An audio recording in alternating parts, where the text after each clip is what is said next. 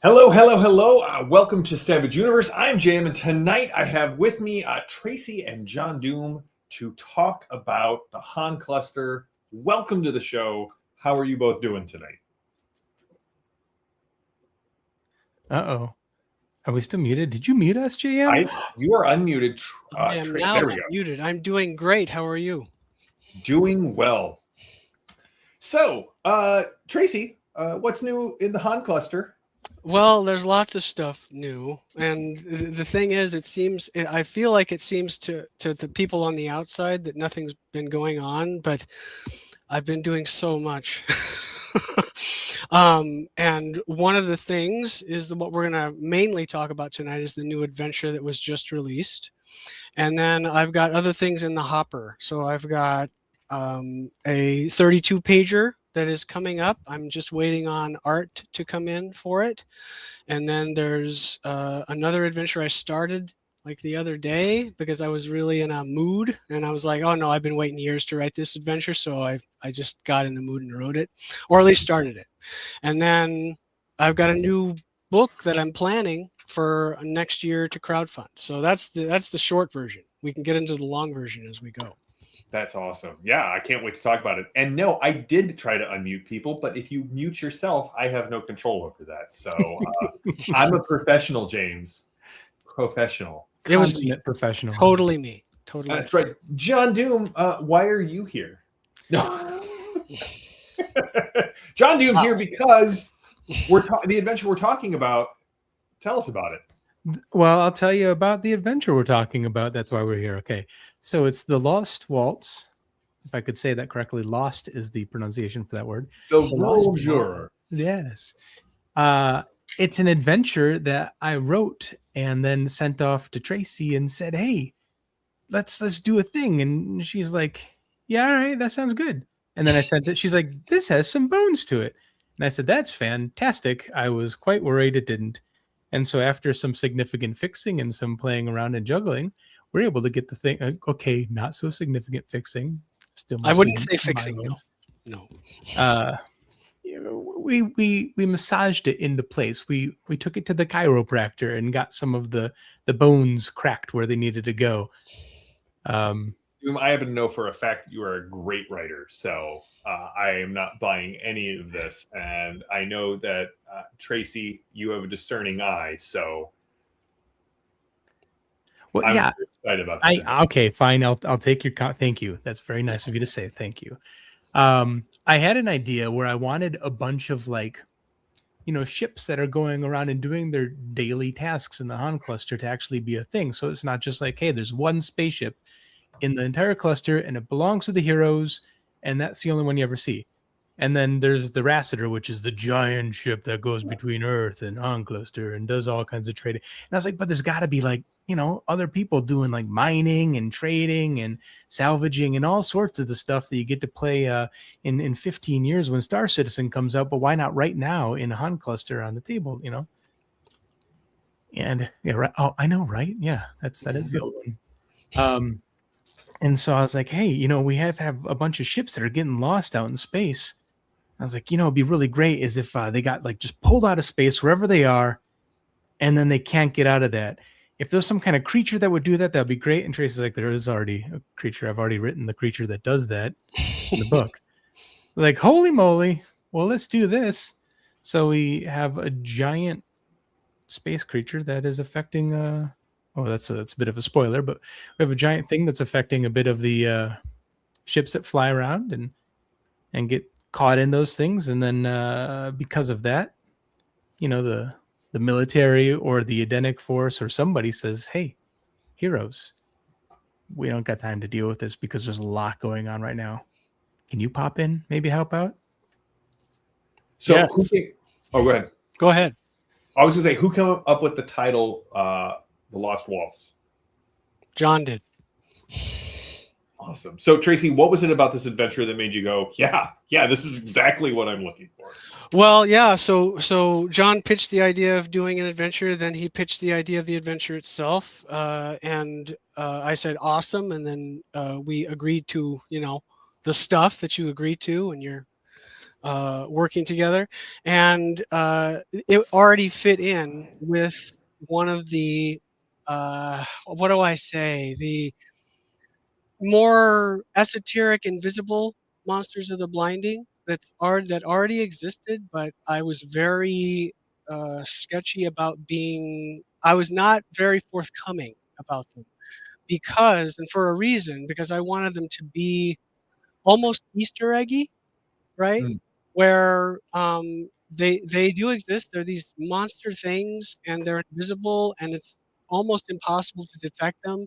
But if you do detect them, if you happen to have the thing that you need to detect them, it reveals something about the blinding you didn't know was there. And so John's adventure fit very well with this particular creature, and so I took it. I took his initial write up, and I said, okay, let's adapt it to a story about the Fantifleuries. And I think it's very cool because it's an adventure that it's dark in the sense that once you get into space and things go wrong, oh my gosh, things go really wrong. Yeah. It gets very serious, which I kind of love, but it's also like I kind of like that we're moving into those kind of dark territories of what the Han cluster can do. Yeah. Um, but there's hope in it, and I think John will bring that up later. And one of my favorite parts of the adventure is all John, and it is what makes it Han cluster.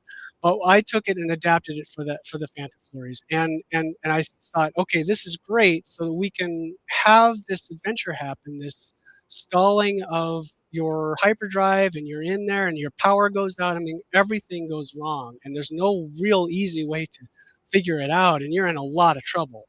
And Yeah. if you do certain things, if you succeed well enough at this adventure to get out of this situation, then you can actually see the monster that I've been teasing this whole time.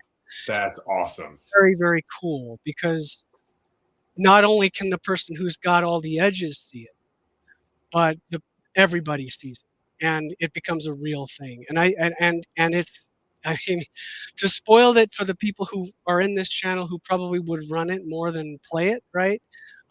It is on the cover of the source book. It is the thing on the cover of the source Yeah. book, and I think it's very cool, but very scary. And I think the cool thing about it is that it's invisible and that you can't see it, and you're going to fly through them, and they're going to get more and more often as the shift intensity of the blinding goes up, and they get more powerful. And this is a late blinding adventure, meaning it's supposed to happen once the base shift intensity reaches 3+, which is really high, Yeah. Oh, wow. near the Okay. end of the campaign. Yeah. So that's when you're supposed to run this thing, because it's an almost expert level adventure, and John can confirm or deny that. Yeah, and I think and this is something that Tracy should be applauded for too, is I think she's created the largest monster ever written down, because it is like 10 light years ish in size. Or it's dozens of light years across. Yeah, so like here we are talking about just the biggest creature that is bigger than anything in Star Trek and Star Wars, dozens of light years. This is a red letter day for writing. So what bonus do I get to hit it at that size? Well, it's incorporeal and invisible. So good luck. Yeah. So Tracy mentioned there's hope, because that's a very important core theme of the Han cluster. How did you manage to pull that in to an adventure that starts off so dark?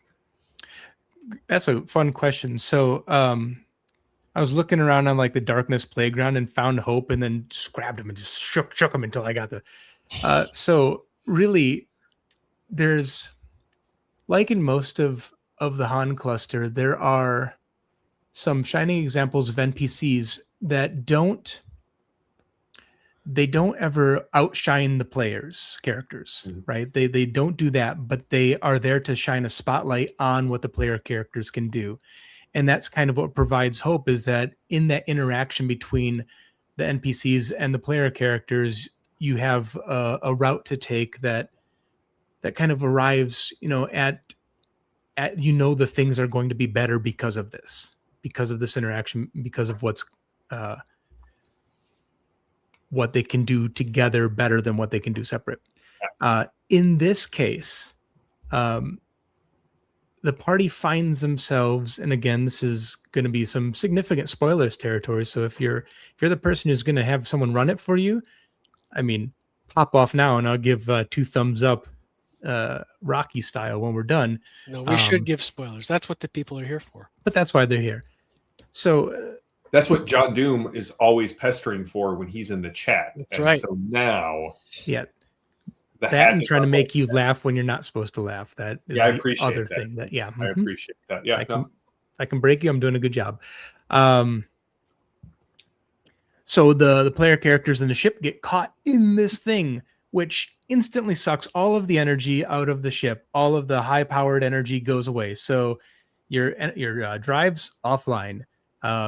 Anything else that's like high-powered electronics, your radar systems, your just name it, right? Communications, lighting, gravity, all that. So gravity goes off. So you'll deal with 0G while you're out there. The lighting's down, so it's dark. You might have equipment, probably do, but if you don't, you might end up having to pay a penny to the GM to get something that you need, right? Yep, exactly. And you end up encountering another ship that's in the same circumstance you are, but maybe a couple days later than you are, right? So they got there like 4 or 5 days earlier than you. And you head over to that ship to see if there's any clues or hints as to what caused them to go down. And maybe you then can figure out what caused your ship to go down and try to resolve that issue.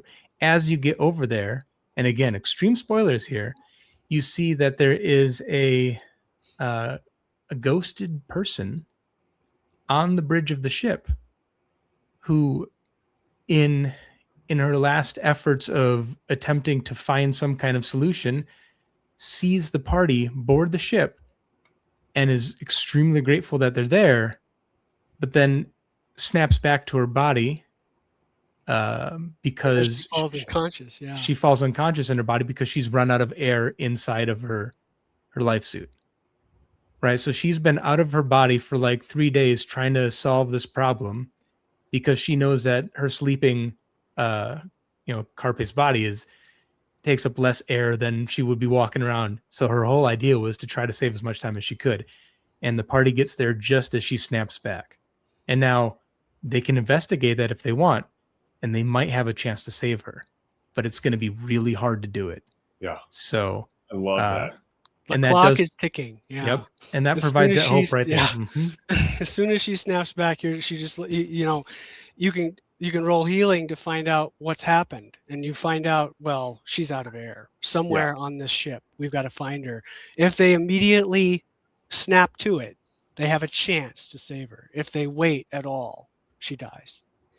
Well, and I know, Tracy, when we've had many talks about the Han cluster, and I know that Star Trek is kind of a key touchstone for this setting. This reminds me of a great episode of Next Generation, right, where the Enterprise finds another ship that has again suffered sort of the same thing that they're experiencing, but several days out. Was that in your head at all, JohnDoom, or is that just a happy coincidence? It wasn't in my head when I wrote this. I was thinking a lot of, like, my initial thought was like in The Expanse where all these ships are going missing, but they just got straight destroyed by those weird portal aliens, right? I recall the episode you're talking about, but it's because I'm such a Trekkie that probably was just like floating around back there. Around and right. I mean, I'm the same way. I've read so many books on the Bronze Age that when someone's like, "Hey, did you do this on purpose?" I'm like, no, right, no, not at all. But sure, yeah, no, I didn't. But it makes sense that it's in there because it's in there. Yeah. Yeah. Well, awesome. Do we want to show off? We have some cool art to show off. We do. I think 2 pieces from the adventure, right? And then we can use that as a segue into what is next for the Han cluster. Yes. So I'm excited about Last Waltz, I'm not just a purchaser of JohnDoom's materials. I'm also a friend, and I'm very glad to see that he got to do this. Where is the adventure? When does it go live? Is it on drive-through? Is it coming out on your website? Where can people, as James asked, get their hands on it? It is currently on drive-through RPG. It is currently discounted also, so you can get it for way less than it will be regularly. And that will probably go for another 24 hours or so before I revert it back to the main price point, right? But it's drive-through and it's digital only, so that's where it is. John, can you put that in the private chat, and I will get that link posted. When I searched for it earlier, I did not find it. So while JohnDoom is doing that, we are going to look at some art. So Tracy, walk us through what we're looking at. So there are Pashra aliens in the source book of Han Cluster that are part of the blinding, and they are spoilers. They are constructs, but they are ghosts, kind of. So they are incorporeal in the sense of when they come through the portals and attack you, but they can affect you. You can't affect them unless you've got a special thing, which happens later in the plot point campaign. But one of the ones that I wrote up initially but did not do art for was called a Venom White. And Venom Whites are cool in the sense that, you know, bad guys doing terrible things are cool, in that their attacks, they either poison you or envenomate you with some kind of disease, right? And it's not just a regular disease, it's a neck-based disease. So that's what's so interesting about it. And the Venom Whites in the book, in the source book, they're a little less dangerous than the ones that I've got, that we've got in the Lost Waltz adventure. And so basically what happens is if they hit you, you have to make a vigor roll. If you fail your vigor roll, then you become chronically, in the big one, in the adventure one, you get a chronic illness, which basically means you're rolling vigor at the beginning of every session to avoid fatigue. And then in order to cure that, since it's a neck-based disease, you have to go on a special adventure. And I suggest the things that you might do in order to cleanse this, to cleanse the disease from you and all that stuff. I just give a little couple of suggestions for the GM if they want to try it. But and then those smaller ones, they do a more temporary thing. So it isn't a disease, it's actually a poison that wears off after a certain amount of time. But it causes fatigue, and in this particular adventure, you're likely already going to be fatigued because of the various ways in which that can happen before this point. And they, like the other Pashra aliens, are really not it's very hard to hurt them.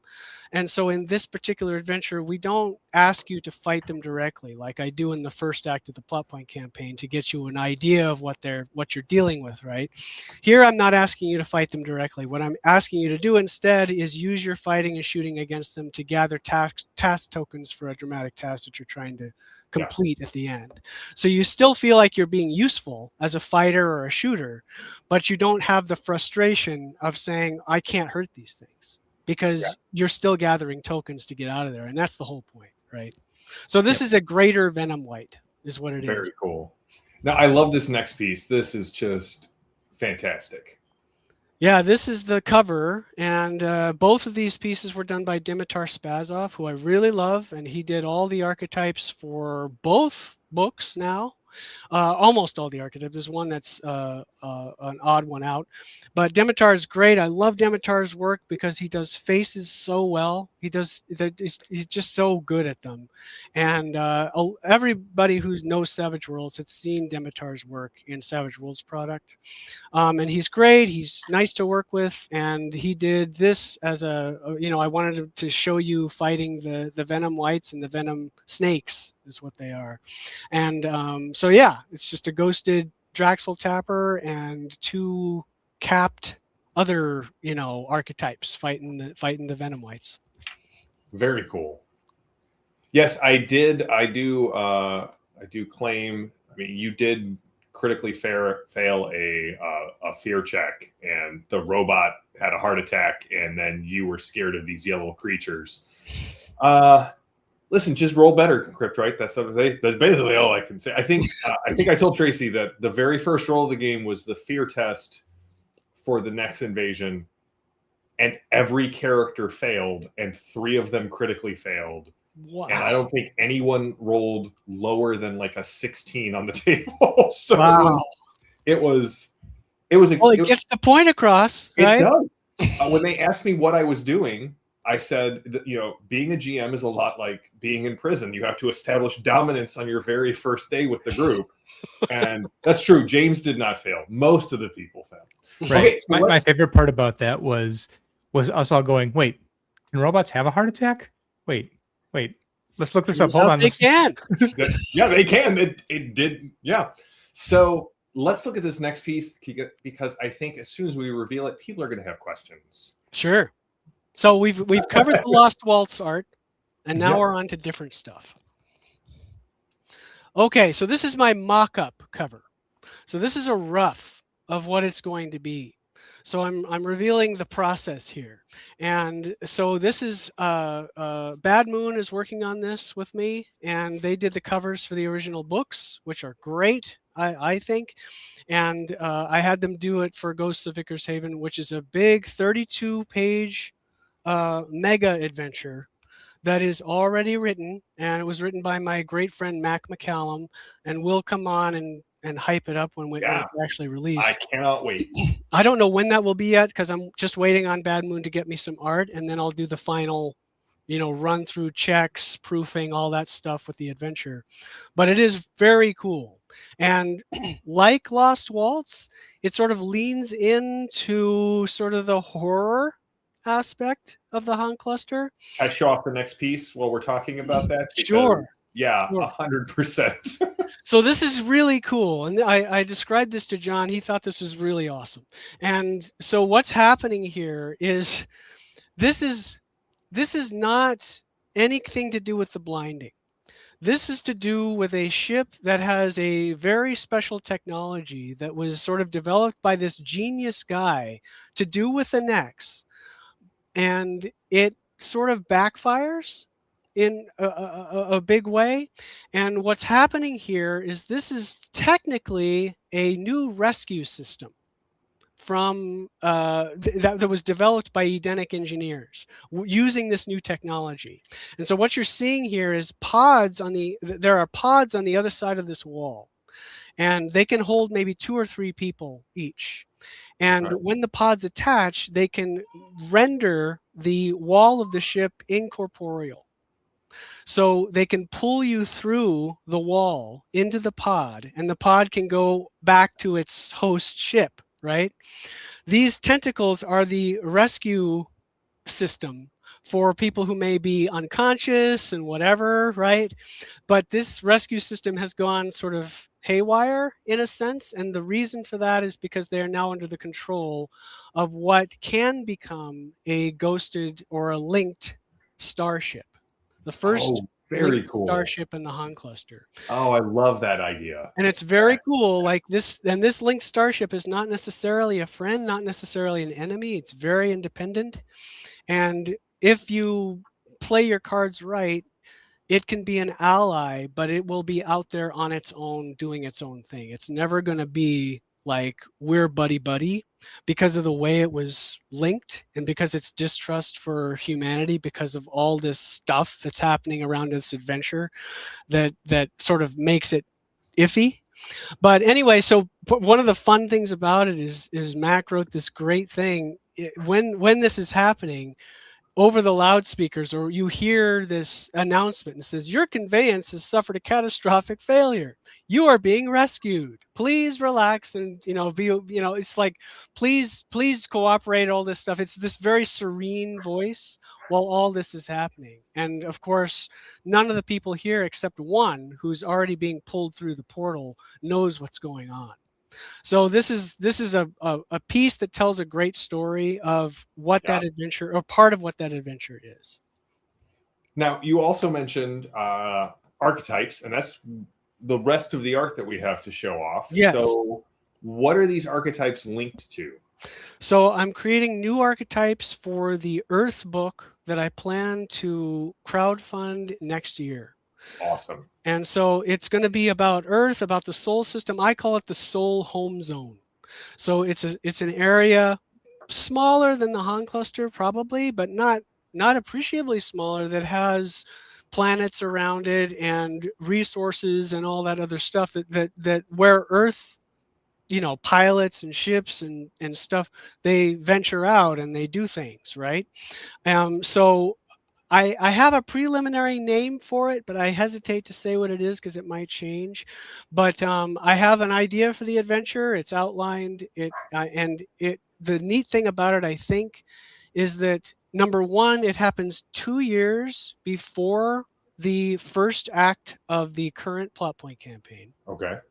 So the blinding is still a thing, but it's way earlier, and it's not a factor, not an appreciable factor in what's happening on Earth. You can still get incursions, like that can still happen because it is still, the blinding is still there, but it's always going to be a shift intensity 1. Like it's very in the background. And that's intentional because I wanted to move away a little bit from the blinding and explore something else. Yeah, I appreciate that. But because like I told the blinding story, I think it's great. I don't think there's anything else I need to tell. So let's go. I could have gone after, but I think before is more fun because then there's a parallelism to what's happening. Like there's the people that you're controlling on Earth, or the players, the heroes on Earth, are not the same people that you played in the Han Cluster Transcendence plot point campaign, but there could be a link between the two, and I'm exploring that as part of this plot point campaign as well. And I have a cool idea, and so I made archetypes that I've got all statted out. Archetypes are one of the most critical things in creating a setting or a plot point campaign. It's the first thing I have to do. Because if they don't work, then I'm wasting everything on them, right? They have to work. And if I have the archetypes, I have the idea of what this setting is, what's important, what's not. If I don't have them, I still might be up in the air. So that was why I spent so much time to make sure that they were right. And they're really cool. And I think that people will really enjoy them. Yeah. So this is the Belt Miner. So he is from off Earth, but is sort of dedicated to Earth. He's got sort of a snarky kind of sense of humor, at least the way I envision him. How you play him is how you play him. But he is also a 0G worlder, so he has trouble in the gravity of Earth. But he's also gravitically acclimated, so he's got the edge, right? Yeah. And he's part of what glues these archetypes together is what's bringing them all together in the plot point campaign, which is there's going to be sort of an organization, and it's almost like they're all being recruited. And some of them are young, some of them are a little older, but they all have a feeling of protectiveness toward Earth and what it means to them. And so they're joining this organization because of that. Right. And they all have skills, right? They all have varied skills. This one is the one I think everybody will want to play. I was like, I love this piece of art. I do too. This is the Envy Scout. So the Envy are the people on Earth that are living in the SEMA, the Sustainable Earth Maintenance Area, that sort of eschew electronics because their habitat is always being scanned for electronic use. So they have this tacit agreement with the authorities on Earth. We will live in the SEMA. We will take care of it, but we promise not to reveal ourselves, right? And so because of that, the Envy have developed crazy Next technology that nobody else has, because they can use Next-based stuff and X gear, but they don't use electronics. So every Envy usually has the all thumbs hindrance, right? And so they have trouble using electronic stuff, but they have this suite of X gear that no one else has access to. And one of the things that is shown here is the bow, the X bow that does heavy weapon damage, that has a reticule on it, that gets you a +1 shooting and stuff like that, that other people just don't have, because the Envy have their own unique X gear or E-coder edges, right? Yeah. We got a great question about this. So for the Han cluster, and I know we've talked about it before, Tracy, but for Savage Daddy, who's kind of coming in here new, how much of the Sci-Fi Companion source material do you need to have or use to run the Han cluster? Is the Han cluster basically self-contained? It is, yes, it is self-contained, meaning that you don't need the science fiction companion to run it, but having it helps. And the reason I say that is because all the ships are built using the Sci-Fi Companion rules, but the ships are already in the book. Mm-hmm. They're built, they're done, right? So you may not have every component there, like that's on the ships, but you can interpolate. Basically, if you don't have the Sci-Fi Companion, you can kind of fake it, right? Yeah. If you want to be very precise about what's happening there, then the Sci-Fi Companion is very useful. Or if you want to create your own ships, or if you want to run like heavy metal rules for clashes and stuff like that, all that stuff is great from the Sci-Fi Companion. So you don't need it, but it does help. Awesome. Okay, so this is the Soul Aristocrat. So she has come from a rich family, and she's interested in sort of making a name for herself, which is partly why she's interested in joining this organization. She's got, influence and a high persuasion. She's the face of the group, right? And the kind of person who can get things done, right? And I love her. I would play the heck out of this person because I think she's so cool. But this is the con bot. So this is, do you guys remember the movie Scrooged? Yeah. Yeah. So for the guy who like massages Bill Murray's shoulders, and the guy who's sort of his rival in Scrooge, that's what the con bot is modeled after. And so he's a talker. He's a con man, but he's also sort of got that sense of caring about Earth. So there's usefulness to his skills, but he's a sketchy person. I think a lot of people would like to play that. This is the SEMA Ranger. So like the NB Scout, he hangs out in the SEMA and he sort of patrols it, makes sure everybody's safe. He's part of that tacit agreement between him and the between Earth and the Envy to keep that relationship secure. And he wants out. He wants to find his own way and wants to figure out some other way to help Earth. Awesome. And this one is awesome. This is the Soul Runner. And one of the things about this is she's a pilot, I think fairly obviously. And the shamrock on her jacket represents how much Earth-based pilots are superstitious and rely on luck. And the reason for that is because Christum, while prevalent in the Han cluster because of shock, is rare on Earth. So only special ships or military ships have Christum. Okay. Everybody else runs on Sea Ghost, which is the unpredictable fuel that can go terribly wrong, right? And so there's this culture of luck that has been born out of civilian pilots in the Soul home zone, and edges that allow them to sort of use Sea Ghost more safely, right? So there's going to be that kind of stuff going on, and she's one of those pilots.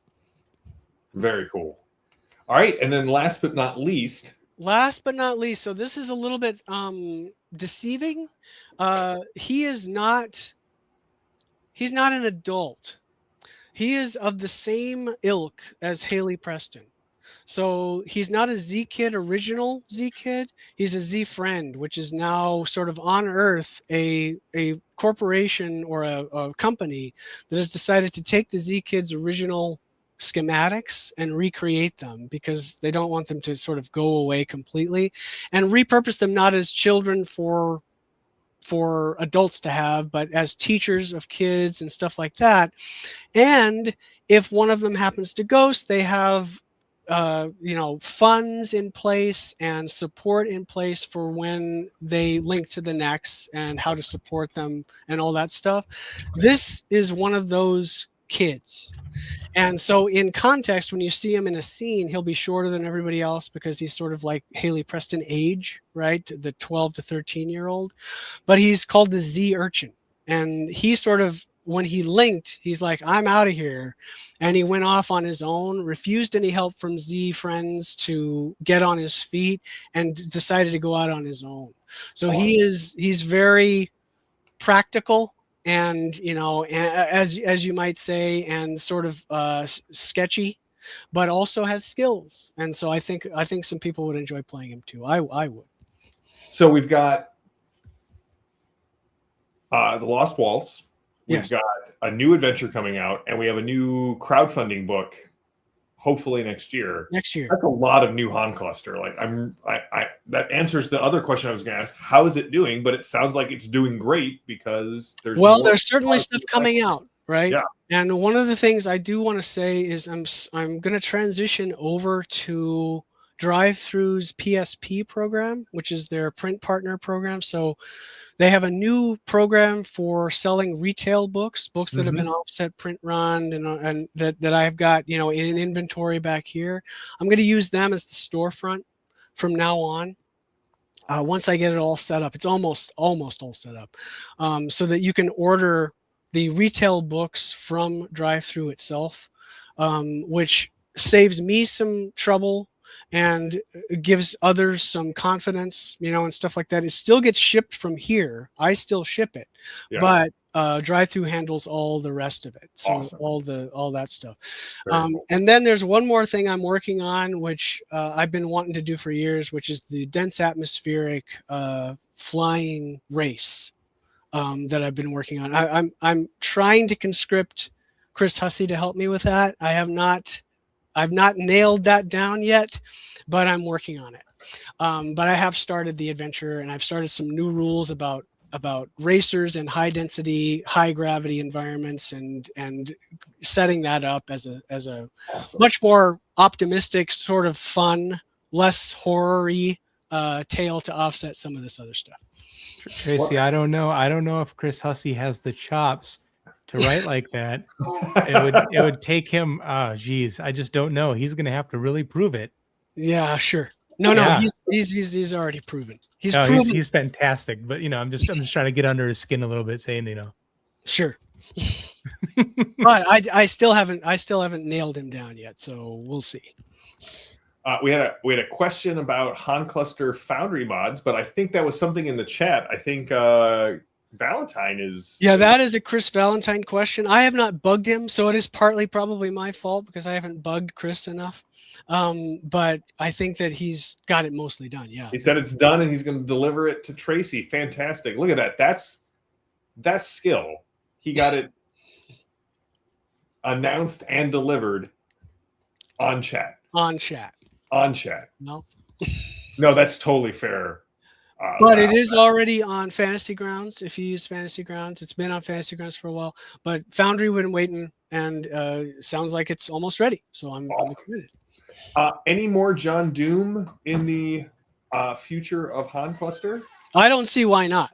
There's nothing that's set right now. But if John was interested, I would certainly want to work with him again for sure. Awesome. He did great on this. I think it's great, and he was patient with me on all the extra junk I did with it. But I want it to be as good as I can make it. I don't want to just throw something out there. So that's why I spent so much time on it. I get it. And there is something special when someone is like, hey, I came up with this adventure idea for the setting you just put out. Is it cool if I write this? Like that is a very unique feeling that I know exactly how that feels. And that's awesome. John, well done, man. Yeah, I mean, it was one of those things where I had, a fun idea, and I think it was really, I did a good job. I wrote a really good adventure, and then I think we made it into a great adventure. I think it is really great. So while it is on sale, y'all should run out and honestly pick it up. Even if you haven't run any Han Cluster yet, read it. I think you're going to enjoy it and introduce it into whatever sci-fi thing you're running. It's fun. It's worth it. You know what my favorite part of that adventure is? Besides the woman that you can possibly save, I think that's great, is getting to the walls. Because your ship is down. It's like there's no power. There's nothing. How do we do this? And it's a kilometer off your port bow. And you're like, And then there's this whole thing about whether you go ghosted. If one person makes it, everybody makes it, but it's cold over there, and there's mitigating factors about how useful you can be as an ex-ghost over there. Like it's really cool, I think. And that whole idea of somebody going out, launching themselves a kilometer from, away and saying, well, I'm out on my own. I've got to bring a tether for everybody else, right? Yeah. I'm launching myself and I'm rolling athletics -2 to see if I make it. And the beauty part is that even if you critically fail and tumble off into space, you'll still be able to survive because you probably are in a suit, right? And you can always snap back or ghost travel to your ex-bonded mates to participate in the adventure, even though your body is still floating out in space somewhere. And the only thing you need to rescue that person is an extra token on the dramatic task at the end. That's great. So I love that part. I think that's awesome. Yeah. Well, any final thoughts? First of all, thank you both for coming on and talking about this. Tracy, you reached out and were like, do you have time? I'm like, I always have time for the Han Cluster. And I always have time for you guys. So thank you both for coming on. Any final thoughts? Yeah, I mean, it wouldn't be a JohnDoom adventure if it didn't have an extremely difficult dramatic task at the end, which it does. So enjoy that as well. She says just one extra token. Good luck. Good luck finding that person. Yeah, it's kind of hard, but it's that's the fun of it. From what I've heard from Shane and company, because I game with them, is there's been some amount of consternation about how easy stuff has been. So we are all taking that to heart. And I'm telling you, Red Tide as a playtester is rough, and it is challenging, and it requires every ounce of your sort of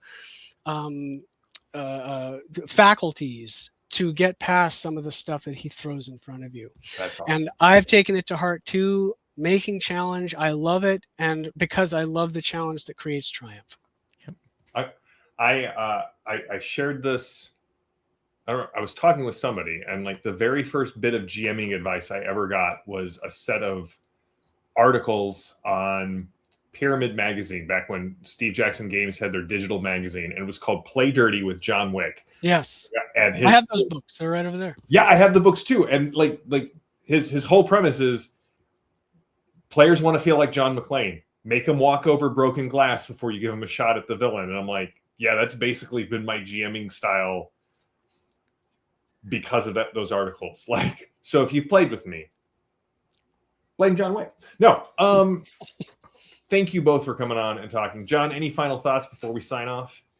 No, I'll see you again shortly when my next adventure for the pulp, action hero stuff comes out, and we'll be on Savage Universe again. Right. Otherwise, it was a real treat working with Tracy, and it's always fun seeing you, JM. Oh, always. Well, thank you both so much. Go out and buy the Lost Waltz, and we'll be back sometime in July with more Savage Universe. Until then, go out there and play some Savage Worlds, and may all your dice ace. Have a good one, everybody.